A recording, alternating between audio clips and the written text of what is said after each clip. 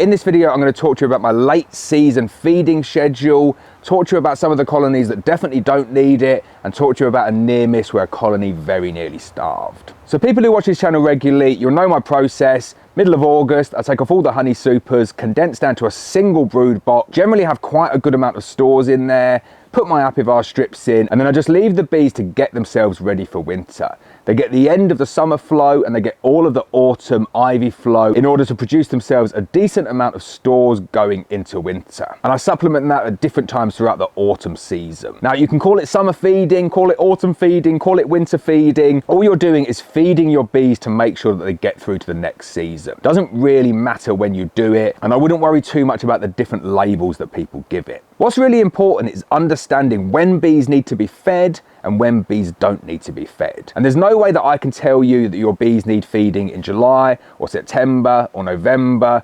The only way to understand it is to go out, look for yourself, to heft your colonies and see what the bees need. I've done a previous video on hefting. Ratchet straps really help with that. You can lift the colony up, get a good understanding of what the colony should feel like at different times of the year, and then you just need to make sure that you're feeding an appropriate amount of feed, an appropriate feed for the time of year, in order to give the colony everything it needs going through the year. So in this video, I'm going to give you two examples, and I'm going to give you two examples and go into the bees and actually show you these examples as well. Two colonies that are basically next to each other on the stand that had the exact same process given to them, but due to their genetics, they responded very, very differently. So as I said, my process, take all the supers away, they've gone, bees condensed down to a single box. They get a little trickle feed on that first takeaway when I put the strips in, but I'm talking only maybe like 1 or 2 litres of syrup, just so the bees know where the feeder is, and just so there's no emergency shock of taking away all that honey. And at that point, these two colonies were relatively even. Strong colonies, bubbling out the box, lots of bees, lots of brood, reasonable amount of food. I came back here 3 weeks later after doing that. One colony was barely shaking off the frames. They were completely starving, bone dry. All of the brood had disappeared. I had some really untended brood in there as well. Not a single drop of stores left. And then the colony next to it didn't have a single cell of brood, and they were completely honey bound. So it just goes to show, at this point of the year, you can't say, well, I'm going to do my feeding in the last week of October, I'm going to do my feeding in the first week of September. It just doesn't work like that. Every single colony is different. Now I go out to set my colonies up and say, right, I'm going to go into this apiary, I'm going to feed and treat all of the colonies. But if a colony is super heavy and honey bound, I'm not going to give it any food whatsoever. And if a colony is starving, like the colony here was starving the other day, I'm going to give it 16 litres of syrup as opposed to maybe the 8 litres of syrup that I had scheduled to give it. It's all about being reactive. It's all about assessing the situation as you come across it and making sure what you're doing at that moment in time is best for the bees in order to get them through the year. So let's go and get my bee suit on. I'll show you two colonies, one that was honey bound a week ago and one that was barely alive a week ago. So these are the two colonies that I was talking about. This one here, the queen had no room to lay. Jam-packed full of bees, but they were honey bound. They needed a little bit of a fix. This colony here was literally trembling on the frames. It's so obvious when you go into a colony and they're starving, even before you go in and heft them and think, wow, they really they need a feed. As soon as you pull them up, they're almost lifeless on the frame. When you shake the frame like that, they cling onto it for some reason. Really difficult to shake them off. You kind of get used to it. You kind of know as soon as you go into a colony and they're starving, there's not as much sound. The bees don't fly up. They won't shake off the frame. Obviously, they're hefting really light.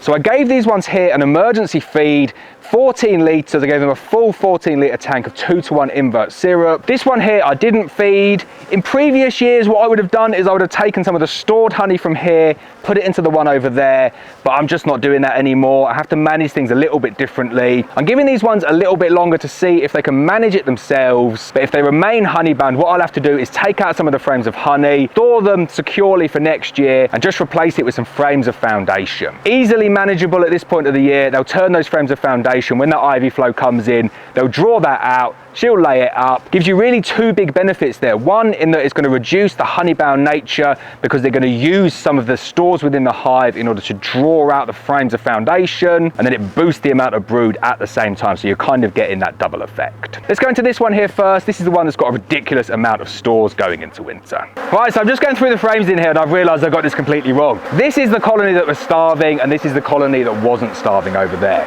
got it the wrong way round. Been going through the frames, looking at them all and thinking, there's no capped stores in here at all. It's just full of open nectar, open stores. And then I look up into the feeder and I think, yeah, this is the one that I fed. This one here is the one that 2 weeks ago was completely starving. I topped up the feeder and they've taken down the entire 14 litres.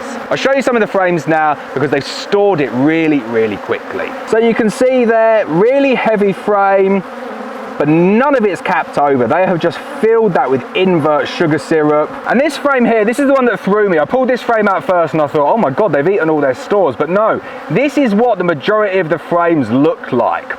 In fact, they were considerably worse than this. There was no stores in them whatsoever. I'm going to shake off the bees, give you a close-up and show you what their empty frames look like. So you can see you've got the dark ring of brood where the brood used to be, and then round the edges of the comb completely empty, and the bees will go back through that now and fill that up. 2 weeks ago, every single cell that was here in the whole of that hive was completely empty.